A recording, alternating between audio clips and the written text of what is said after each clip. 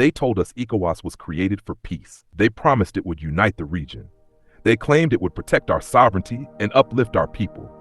But what if everything we believed, everything they told us, was a lie? What if beneath the smiling politicians, beneath the grand conferences and handshakes, beneath the flags and signatures, lay a secret agenda, a plot to keep West Africa chained, not with metal, but with institutions, not with soldiers, but with laws, not with bullets, but with diplomacy soaked in betrayal. Today we strip away the illusion. Today we expose what they don't want you to know.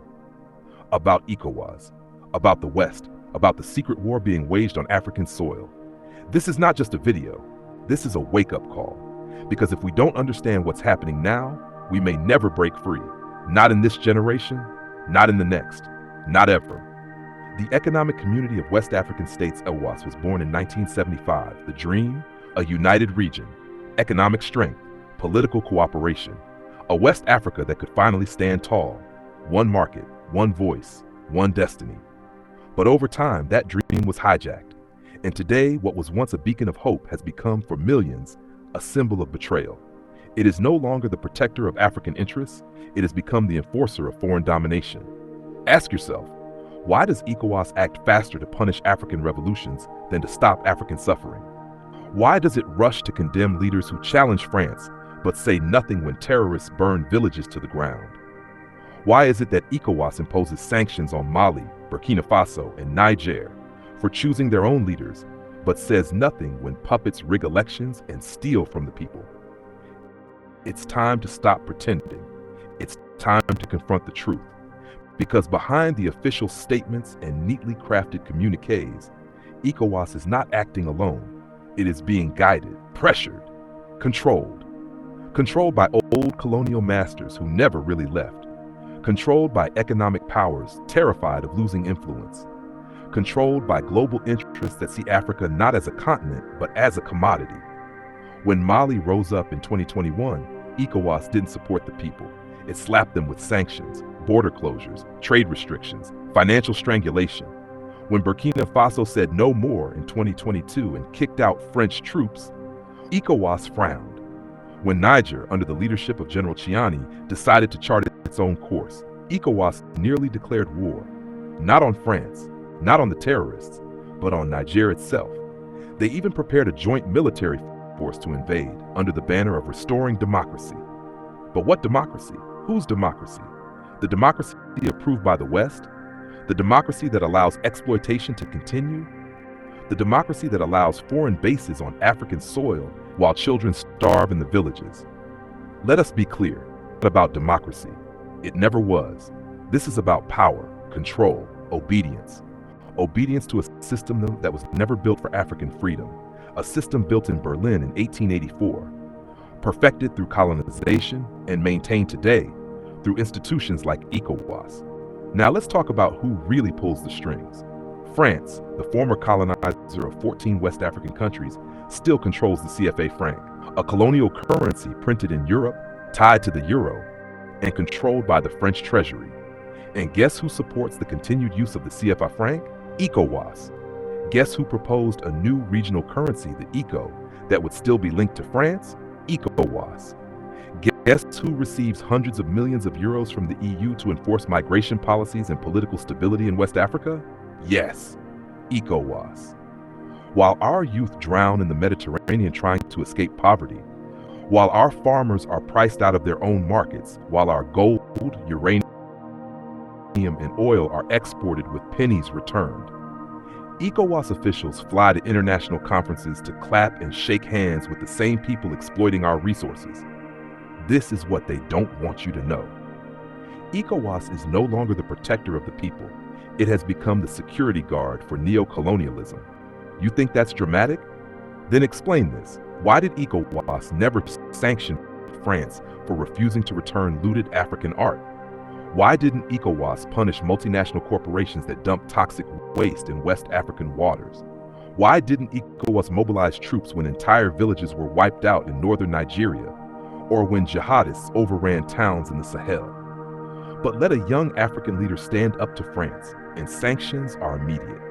Let a nation decide to reclaim its gold and uranium. and ECOWAS threatens invasion. It is shameful, it is dangerous, and it must end. In 2024, 3 brave nations said no more: Mali, Burkina Faso, Niger. Together, they walked away from the CFA franc, away from foreign military bases, away from ECOWAS. They formed the Alliance of Sahel States, a new vision for a free, sovereign, independent Africa. They built their own military alliance. They reopened mines under local control. They began planning a new currency, by Africans, for Africans. And what was ECOWAS's response? Panic, propaganda, pressure. The West was terrified. And so ECOWAS was mobilized, not to support this new African renaissance, but to stop it. They said the Sahel was becoming a threat. They said these leaders were illegitimate. They said the region would collapse. But the opposite happened. Young Africans stood tall. Flags of revolution flew proudly. Volunteers signed up to defend their lands. And suddenly, the world saw a glimpse of what a free Africa could look like.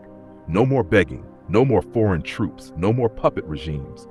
This terrified the global order, because they know once a few break free, the others will follow. Nigeria, Ghana, Senegal, Cote d'Ivoire. If the people awaken, the empire falls.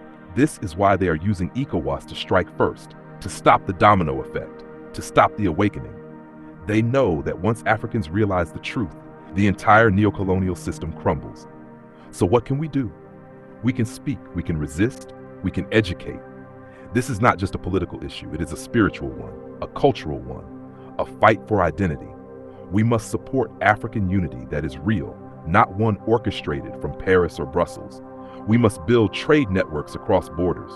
We must strengthen local industries. We must educate our youth on the lies of the past and the truths of today. We must reject the false narratives, the lies that say we are weak, that we need foreign aid, that we cannot govern ourselves, because history proves otherwise. Before colonization, Africa had empires that ruled justly. The Mali Empire, the Songhai, the Ashanti, the Zulu Kingdom. We had systems, we had trade, we had pride. Colonization shattered that. Neocolonialism continues it. And ECOWAS, whether knowingly or not, is now a tool in that agenda. But we can change this. We can build new unions, new currencies, new defense alliances, new media. We can tell our own stories, fight our own battles, shape our own future, because Africa is rising, the youth are rising, the silence is breaking. We must now choose. Do we continue to be pawns in someone else's game, or do we become masters of our own destiny? ECOWAS is not the enemy, but it must be reformed or replaced, because Africa deserves institutions that serve the people, not institutions that serve foreign interests. We must support those who dare to resist. We must stand with Mali, Burkina Faso, Niger, and any country that says we are no longer slaves. This is our moment. This is our time. The chains are rusted, the lies are exposed, and the people are ready. We must rise not with hate, but with truth. Not with violence, but with vision. Not with fear, but with faith. Africa must rise, and Africa will rise. Like, comment, subscribe, and most importantly, share this message. Because the war is not only on our land, it is on our minds. Let the world know, Africa is not asleep. Africa is not blind. Africa is awake. Africa is watching, and Africa is done being used.